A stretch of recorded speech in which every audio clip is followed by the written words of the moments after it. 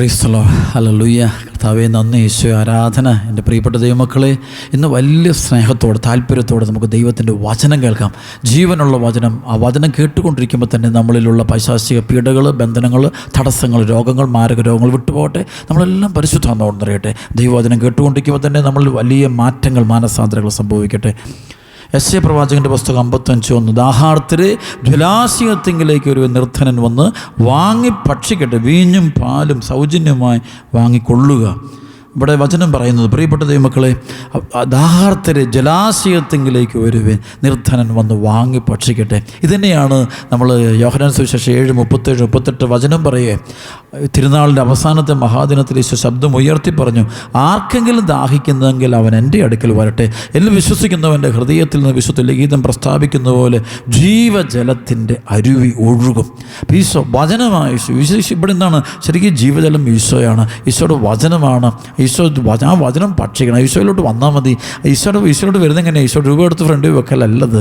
രൂപങ്ങൾ ഒരുപാട് വരും. രൂപങ്ങളല്ല, അതിനപ്പുറത്ത് നിൽക്കുന്ന ഈശോയുടെ ആട് വചനമാണ്. ആ വചനം ഒരു വചനം, ഈശോയുടെ ഒരു വചനമെങ്കിൽ നീ അനുസരിച്ച് ജീവിച്ചാൽ മതി. നിൻ്റെ ജീവിതത്തിൽ ഈശോയുടെ സാന്നിധ്യം നീ കടന്നു വരും. ഈശോയുടെ സാന്നിധ്യത്തിൽ അത്ഭുതങ്ങൾ, അടയാളങ്ങളൊക്കെ പ്രവർത്തിക്കും.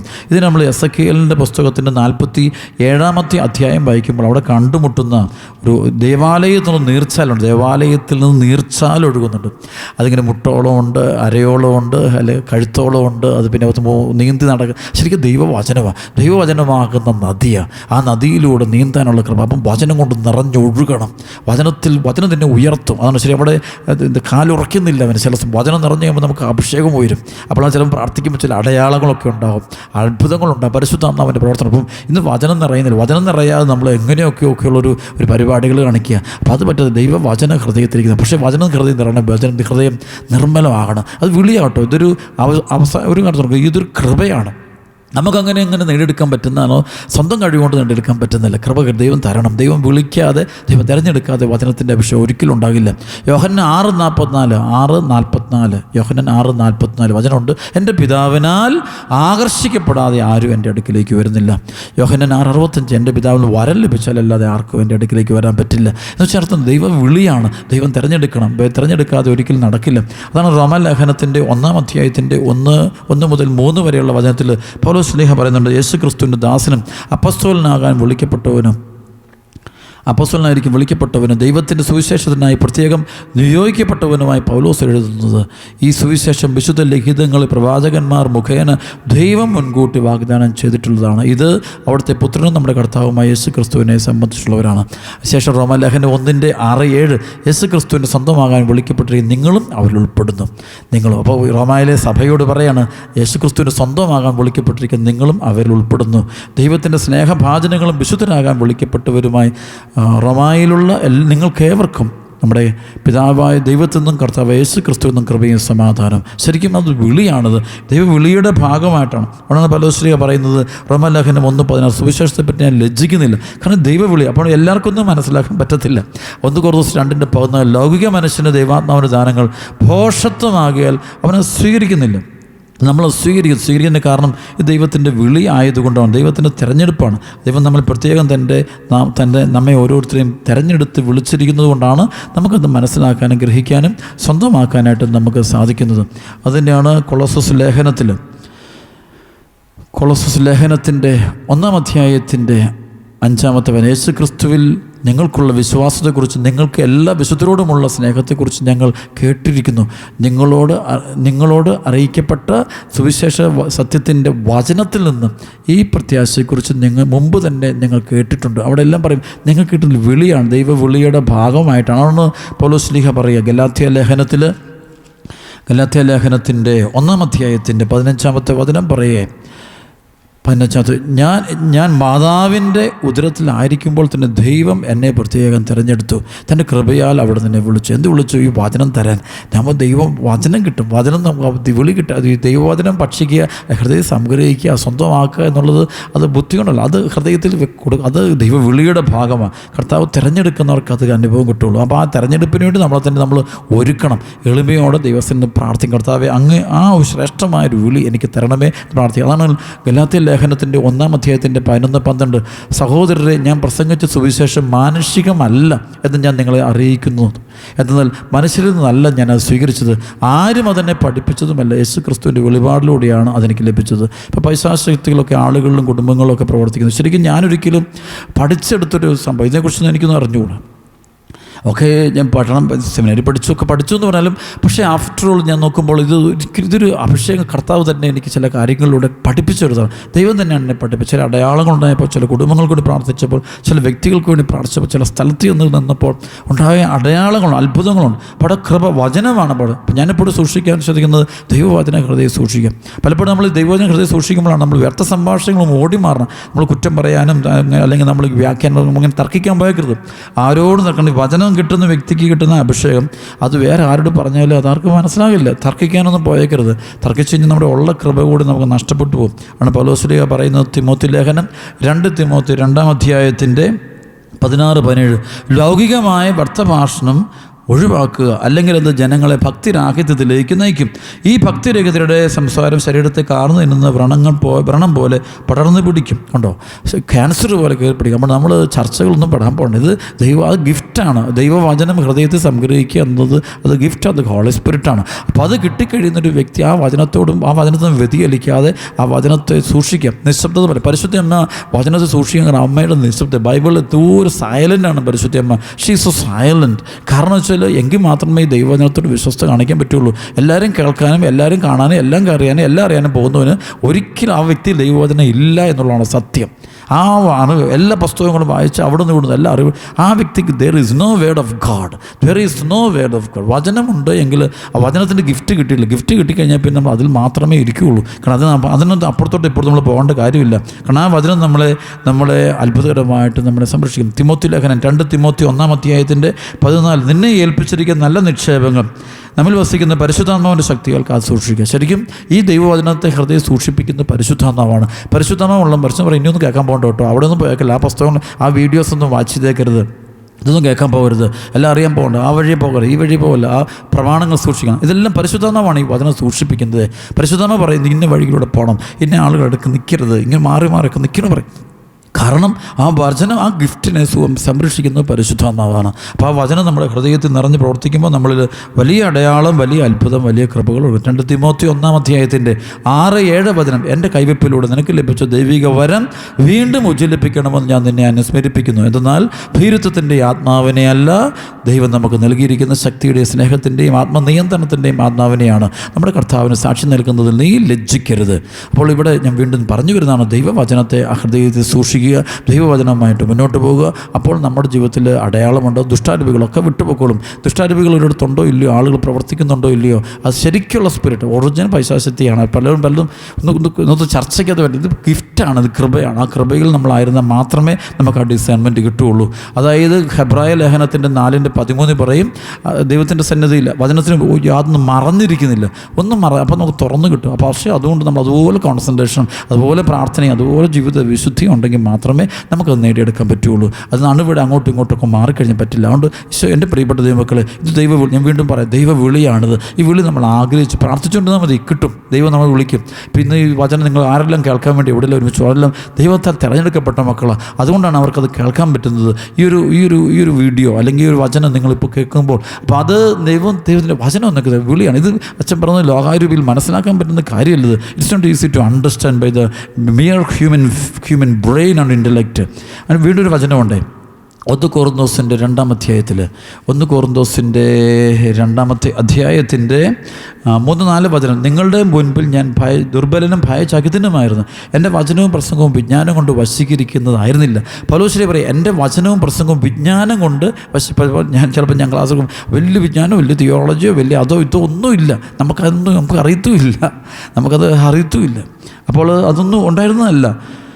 പ്രത്യുത ആത്മാവിൻ്റെ ശക്തിയുടെയും വെളിപ്പെടുത്തൽ, ആത്മാവിൻ്റെ ശക്തി. അപ്പോൾ വചനത്തിലൂടെ ആത്മാവ് ശക്തി വെളിപ്പെടുന്നു.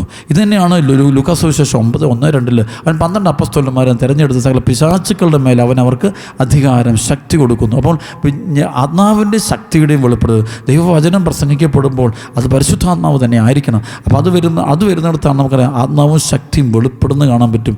ആത്മാവ് വെളിപ്പെടും, ശക്തിയോടെയും വെളിപ്പെടും. അപ്പോൾ നമ്മൾ പ്രാർത്ഥിക്കുമ്പോൾ ചില രോഗികൾ സുഖപ്പെടും, അല്ലെ പൈശാചിക പീഡകൾ വിട്ടുപോകും, അല്ലെങ്കിൽ പരിശുദ്ധാത്മാവിൻ്റെ ആനന്ദം ഉണ്ടാകും, സമാധാനം കിട്ടും, ക്ഷമിക്കാൻ പറ്റും, സന്തോഷിക്കാൻ പറ്റും. ഒത്തിരി നിരാശമാരും പൈശാചിക പീഡകളൊക്കെ ആ സ്ഥലം, ആ ആളുകളൊക്കെ വിട്ടുപോകുന്നത് കാണാൻ പറ്റും. കാരണം ദൈവവചനം എടുക്കും. ദൈവവചനം എടുത്താൽ മതി. അതുകൊണ്ട് എഫെസോസ് ലേഖനം 6:17 ദൈവവചനമാകുന്ന ആത്മാവിൻ്റെ വാളെടുക്കണം. ആ വചനം എടുക്കുമ്പോഴാണ് ദുഷ്ടാരൂപികൾ ഓടി മാറുന്നത്. വേറെ എന്തെടുത്താലും നമ്മുടെ അറിവോ കഴിവോ നമ്മുടെ ബുദ്ധിയോ നമ്മുടെ അറിവോ നമ്മുടെ അധികാരം പോലും എടുത്താൽ പോലും ചിലപ്പോൾ ദുഷ്ടാരൂപി പോകണമെന്നില്ല. പക്ഷേ ദൈവവചനം എടുത്താൽ അവിടെ ദുഷ്ടാരൂപികൾ 100% വിട്ടുപോയിക്കോളും. പക്ഷെ അത് പോകണമെങ്കിൽ ആ വചനം എടുക്കണമെങ്കിൽ ആ വചനം നമ്മളിൽ ഉണ്ടാകണം. ആ ബുദ്ധിയിലുള്ള പഠിപ്പിക്കുന്ന കാര്യങ്ങളാണ്. ഹൃദയത്തിലുള്ള ജീവിതത്തിലുള്ളത് എടുക്കാവുള്ളൂ. ജീവിതത്തിൽ നമ്മൾ വെച്ചിരിക്കും ജീവിതവുമായി ബന്ധമുള്ള ദൈവവചനം, അതാണ് ജീവൻ. ആ വചനം അപ്പോൾ അവിടെയാണ് നമ്മൾ സാക്രിഫൈസ് എന്നൊരു എലമെൻ്റ് ഉണ്ട്. ശരിക്കും ദൈവവചനം നമ്മൾ അതേപടി അനുസരിച്ച് ജീവിക്കാൻ നോക്കുമ്പോൾ നമുക്ക് ഒരുപാട് പീഡനങ്ങളുണ്ടാകും, നമുക്കൊരു ഒറ്റപ്പെടലുണ്ടാകും, സഹനങ്ങളുണ്ടാകും, മാനസിക പീഡകളുണ്ടാകും. നമ്മൾ ഒറ്റ പേര് പീഡിപ്പിക്കും, എല്ലാവരും പീഡിപ്പിക്കും. എല്ലായിടത്തും പീഡകളുണ്ട്. സഭയിൽ നിന്നുണ്ടാകും, സഹോദരങ്ങളുണ്ടാകും, വൈദികരുണ്ടാകാം, സന്യസ്തരുന്നുണ്ടാകാം, ദൈവജനത്തുണ്ടാകും, ശുശ്രൂഷകരുന്നുണ്ടാകാം. എല്ലാ ഭാഗത്തും നമുക്ക് പീഡനം ഉണ്ടാകും. ആ പീഡനം ഉണ്ടാകുമ്പോൾ നമ്മൾ അത് പോകാത്തതിൻ്റെ കാരണം നമ്മുടെ വചനം നമ്മുടെ ഹൃദയത്തിൽ, ജീവിതത്തിൽ നമ്മൾ വേര് പിടിപ്പിച്ചിരിക്കുന്നുണ്ട്. ദൈവവചന ഹൃദയത്തിൽ വേര് പിടിപ്പിച്ചിരിക്കുന്നുണ്ട്. ഒരിക്കലും അത് തകർന്നു പോകില്ല. അപ്പോൾ ആ വചനം നമ്മൾ 100 മേനി ഫലം പുറപ്പെടുവിക്കുന്നത് നമുക്ക് കാണുവാനായിട്ട് സാധിക്കും. അപ്പോൾ 1 കൊറിന്തോസിൻ്റെ 2-ാം അധ്യായത്തിൻ്റെ 3-4 നിങ്ങളുടെ മുമ്പ് ഞാൻ ദുർബലനും ഭയചകിതനുമായിരുന്നു. എൻ്റെ വചനവും പ്രസംഗവും വിജ്ഞാനം കൊണ്ട് വശീകരിക്കുന്നതായിരുന്നു. പ്രത്യുത ആത്മാവിൻ്റെ ശക്തിയുടെയും വെളിപ്പെടുത്തലാണ്. നിങ്ങളുടെ വിശ്വാസത്തിൻ്റെ അടിസ്ഥാനം മാനുഷിക വിജ്ഞാനമാകാതെ ദൈവശക്തിയാകാനായിരുന്നു. അത് നിങ്ങളുടെ വിശ്വാസത്തിൻ്റെ അടിസ്ഥാനം മാനുഷിക ബുദ്ധിയാകാതെ ദൈവശക്തിയാകാനായിരുന്നു. ആണ് പ്രിയപ്പെട്ടവരെ, ഇതുകൊണ്ട് നമ്മുടെ ഹൃദയത്തിൽ ദൈവവചനം നമ്മൾ ആഴത്തിൽ പതിപ്പിക്കുക. ദൈവഹിതമറിഞ്ഞ് ഇഷ്ടമറിഞ്ഞ് ആ വഴിയിലൂടെ വ്യാപരിക്കാനുള്ള നല്ല തീരുമാനം നമ്മളെടുക്കുക. ദൈവത്തിന് പലപ്പോഴും ഓർക്കാറുണ്ട്, ജീവിതത്തിൽ ദൈവവചനത്തോട് മാത്രമാണ് നമ്മൾ വിശ്വസ്തത കാണിക്കുന്നതെങ്കിൽ, സംസാരിക്കുന്നതെങ്കിൽ നമുക്ക് കിട്ടുന്ന ഉത്തരം തെറ്റിപ്പോകില്ല. പലപ്പോഴും നമ്മൾ പല ആളുകളോട് നമ്മൾ അഭിപ്രായങ്ങളും ആശയങ്ങളും നമ്മൾ ചർച്ച ചെയ്യാനും പരിപാടിക്കും പോകുമ്പോഴാണ് നമ്മളെ വഴിയിൽ നിന്ന് മാറിപ്പോകും. ആ കർത്താവ് നേരെ എല്ലാം പറഞ്ഞിട്ടുണ്ട്. നമ്മളതേവിടെ നമുക്ക് അനുസരിക്കാൻ ബുദ്ധിമുട്ടുള്ളതുകൊണ്ട് നമുക്കതങ്ങോട്ട് നമ്മുടെ ഉള്ളിലോട്ട് നമുക്കത് അനുസരിക്കുമ്പോൾ ഞാൻ സാക്രിഫൈസ് ഉണ്ടാവുമല്ലോ, അനുസരിക്കുമ്പോൾ സഹനം ഉണ്ടാവുമല്ലോ, അനുസരിക്കുമ്പോൾ പലതും ഞാൻ ഉപേക്ഷിക്കണല്ലോ. അത് ഉപേക്ഷിക്കാതിരിക്കാൻ വേണ്ടിയാണ് പലയിടത്തും നമ്മൾ ചിലപ്പോൾ കൗൺസിലിങ്ങിന് പോലും പോകുന്നത്. ഈ തിന്മയെ ഉപേക്ഷിക്കാതിരിക്കാൻ വേണ്ടിയുള്ള എന്തെങ്കിലും വഴികളുണ്ടോ, അതിനകത്ത് എന്തെങ്കിലും ന്യായീകരിക്കാനുള്ള എന്തെങ്കിലും വഴികളുണ്ടോ എന്ന് കണ്ടുപിടിക്കാൻ നോക്കുന്നത്. 1 യോഹന്നാൻ 2-ാം അധ്യായത്തിൻ്റെ 6-ാമത്തെ വചനം, അവനിൽ വസിക്കുന്നെന്ന് പറയുന്നവൻ അവൻ നടന്ന അതേ വഴിയിലൂടെ നടക്കേണ്ടിയിരിക്കുന്നു. അവനിൽ വസിക്കുന്നെന്ന് പറയുന്നവൻ അവൻ നടന്ന അതേ വഴിയിലൂടെ നടക്കേണ്ടിയിരിക്കുന്നു. ഈശോ നടന്ന അതേ വഴിയിലൂടെ നടക്കണം. അവന് വസിക്കുന്നെന്ന് പറയുന്നവൻ അവൻ നടന്ന അതേ വഴി, അതാണ് വചനത്തിൻ്റെ വഴി. ഈശോയുടെ വഴിയിലൂടെ തന്നെ നമ്മൾ നടക്കണം. അതുകൊണ്ട് ഒട്ടും നമ്മൾ വ്യതിചലിക്കരുത്. പ്രിയപ്പെട്ട ദൈവമകനെ, ദൈവമകളെ, ഇന്ന് ഈ വചനം കേട്ടുകൊണ്ടിരിക്കുന്ന ഈ നിമിഷം തന്നെ നിന്റെ ജീവിതത്തിൽ ഉള്ളൊരു മാനസാന്തരം, വലിയൊരു മാറ്റം നിന്നിൽ ഉണ്ടാകണം. നീ ദൈവത്തിന് നിന്റെ ജീവിതം മുഴുവൻ വിട്ടുകൊടുക്കണം, ഈശോയ്ക്ക് വിട്ടുകൊടുക്കണം. അങ്ങനെ പാപം ചെയ്യരുത്, വിശുദ്ധിയിൽ ചെയ്യുക. പാപമൊക്കെ വളരെ ഗൗരവമുള്ള കാര്യമാണ്. അത് ആര് പറഞ്ഞാലും, അത് ആരെല്ലാം എവിടെയില്ല എന്തെല്ലാം രീതി പറഞ്ഞാലും പാപത്തിന് അതിൻ്റെ പരിണിത ഫലം ഉണ്ടാകും. അതിന് യാതൊരു മാറ്റമില്ല. അത് ഉറപ്പുള്ള കാര്യം. പാപത്തിന് അതിൻ്റെതായ പരിണിത ഫലങ്ങൾ ലോകത്തിലും കുടുംബത്തിലും ഒക്കെ സംഭവിക്കും. അതാണ് പ്രഭാഷകൻ്റെ പുസ്തകം 21:1-2 വചനം പറയും, മകനെ നീ പാപം ചെയ്തിട്ടുണ്ടോ? മേൽ പാപം. എന്താണ് പാപം? എന്താണ്? ദൈവവചനത്തിൽ നിന്ന് ദൈവകൽപ്പനയിൽ നിന്ന് മാറി നടക്കുന്നതാണ് പാപം. ദൈവഹിതത്തിൽ നിന്ന് ദൈവവചനത്തിൽ മാറി നടക്കുന്നതാണ് പാപം. അപ്പോൾ ഇവിടെ വചനം പറയാണ്, മകനെ നീ പാപം ചെയ്തിട്ടുണ്ടോ? മേലിൽ ചെയ്യരുത്. പഴയ പാപങ്ങളിൽ നിന്നുള്ള മോചനത്തിനായിട്ട് നീ പ്രാർത്ഥിക്കുക. പഴയ പാപങ്ങളിൽ നിന്നുള്ള മോചനത്തിനായിട്ട് പ്രാർത്ഥിക്കണം. പഴയ പാപങ്ങൾക്ക് കൊണ്ട് പരിഹാരവും പ്രായശ്ചിത്തവും ഒക്കെ ചെയ്യണം. അപ്പോൾ അതൊക്കെ ചെയ്യുമ്പോൾ ആ വചനത്തിലോട്ട് വരണം. ദൈവവചനത്തിലേക്ക് നിൻ്റെ ജീവിതം, നിൻ്റെ പാദങ്ങൾ വരണം. ദൈവവചനവുമായിട്ട് ചേർന്ന് ജീവിച്ചെങ്കിൽ മാത്രമേ നിനക്ക് പരിശുദ്ധാത്മാവിൽ നിറയാനായിട്ട് സാധിക്കുകയുള്ളൂ. പ്രഭാഷകൻ്റെ പുസ്തകം 23-ാം അധ്യായത്തിൻ്റെ 12-13 വചനമുണ്ട്. ദൈവഭയമുള്ളവൻ ഇത്തരം തിന്മകളിൽ നിന്ന് അകന്നിരിക്കും, അവൻ പാപത്തിൽ മുഴുകയില്ല. പാപത്തിൽ മുഴുകുന്നതിന് കാരണം ദൈവഭയം നഷ്ടപ്പെട്ടുകൊണ്ടാണ്. ദൈവ സാന്നിധ്യം, ദൈവവിശ്വാസം നഷ്ടപ്പെട്ടു പോയേ. മത്തായി 18:19 മത്തായി 19:18-19 വചനം പറയുന്ന പോലെ 2-3 പേർ എൻ്റെ നാമത്തിൽ ഒരുമിച്ച് കൂടുമ്പോൾ അവരുടെ മധ്യേ ഞാൻ ഉണ്ടായിരിക്കുന്നു ഈശോ പറഞ്ഞു. അപ്പോൾ ഈശോ കൂടെയുണ്ട്. ഈശോയുടെ സാന്നിധ്യം സങ്കീർത്തനം 139:1-10 വരെയുള്ള വചനമാണ്. ദൈവ സാന്നിധ്യം നമ്മുടെ കൂടെയുണ്ട്.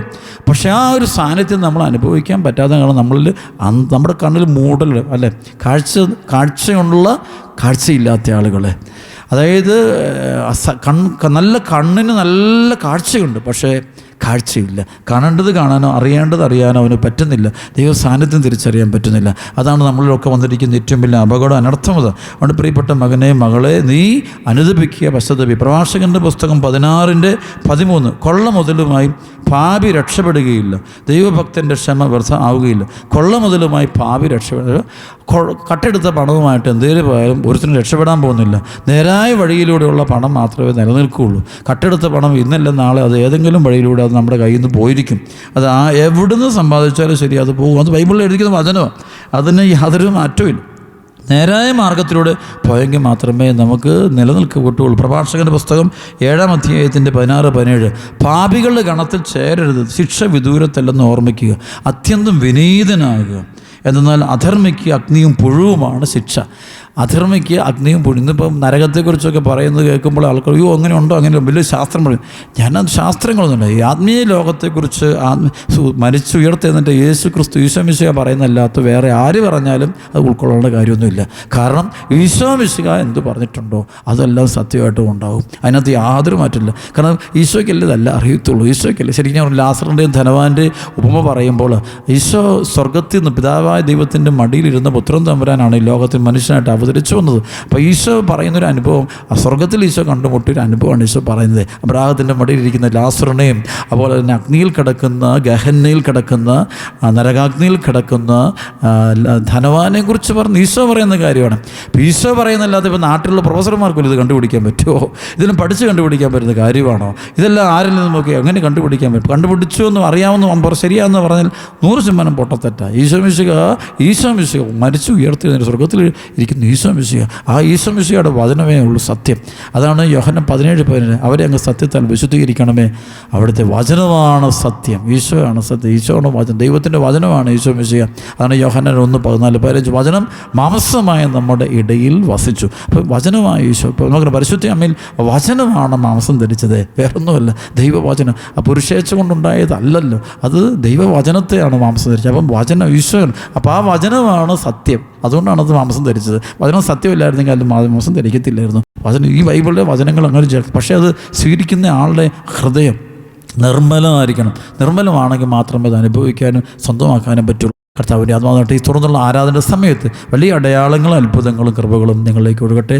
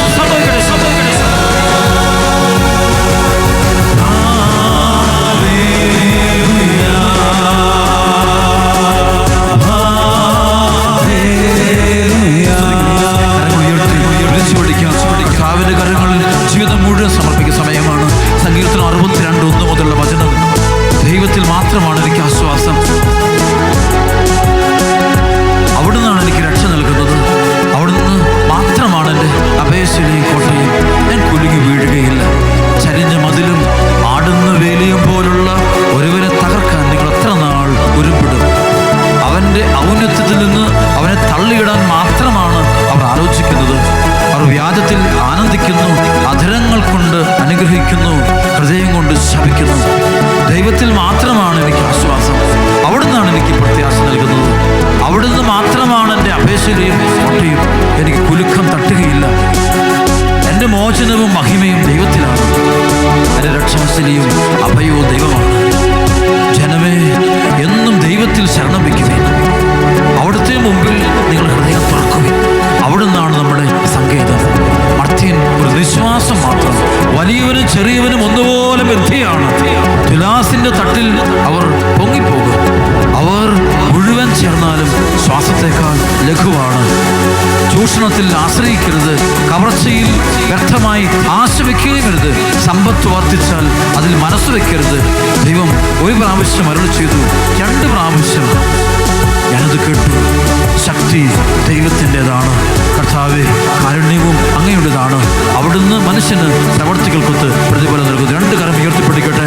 കർത്താവിൻ്റെ സാന്നിധ്യം ഈ വചനത്തിൻ്റെ ശക്തിയാൽ എല്ലാ കുടുംബങ്ങളിലേക്ക് അഭിഷേകം